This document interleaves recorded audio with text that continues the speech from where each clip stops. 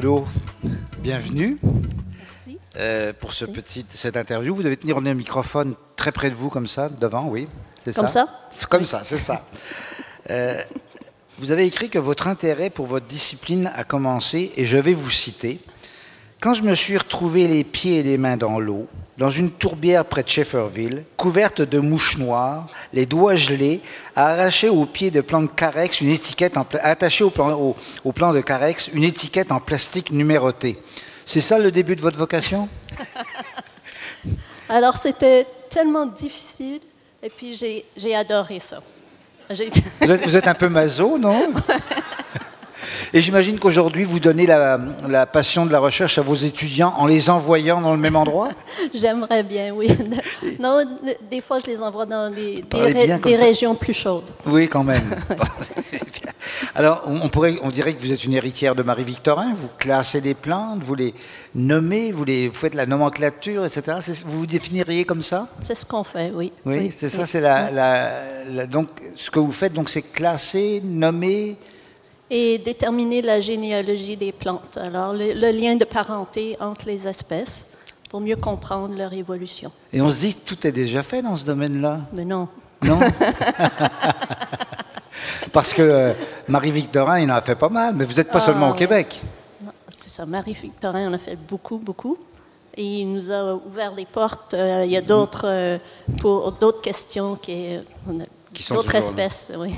Alors, on vous a demandé de quoi vous étiez la plus fière, et vous avez dit d'avoir convaincu des gens au Jardin botanique et à l'université de créer quelque chose d'important qui vous tient à cœur. Expliquez-nous, c'est quoi?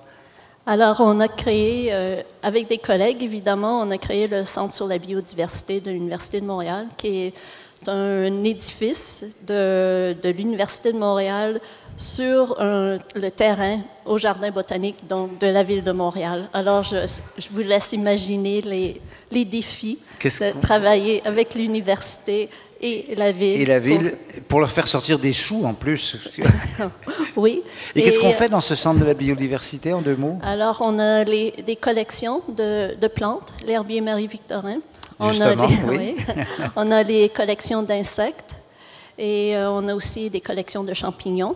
Donc, on fait des recherches sur la biodiversité sur ces trois grands groupes d'organismes. Alors vous avez dit que votre plus grand rêve, c'est qu'un ou une de vos étudiantes devienne Premier ministre ou Première ministre. Ça ferait du bien? Alors, on fait des demandes de subventions et on nous demande ce que font nos étudiants. Et on est toujours fiers quand nos étudiants deviennent professeurs dans une université, suivent dans nos pistes. Mais en même temps, je me dis, nous formons des gens qui ont des visions à long terme. Puis ce serait tellement formidable d'avoir un premier ministre avec une vision à très long terme.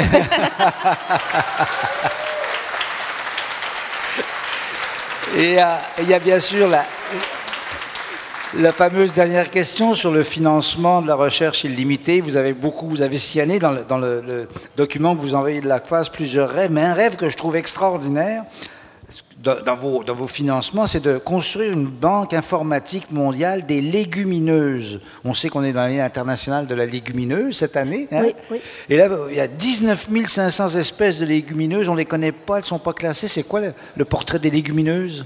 Alors, on vient de proposer une nouvelle classification des légumineuses. Puis ce qui serait vraiment extraordinaire, c'est d'avoir toutes les informations des spécimens qui sont dans les herbiers à travers le monde, d'informatiser ça et rendre ça disponible à tout le monde, à n'importe qui. C'est des grands rêves, ça. Hein? Ouais. Ouais. Et en terminant, pourquoi les légumineuses? Les légumineuses, parce que c'est des plantes fascinantes. L'amour des légumineuses. Voilà où ça conduit. Je vous remercie infiniment, Anne Bruno, et félicitations pour votre prix de l'ACFAS. Merci à vous.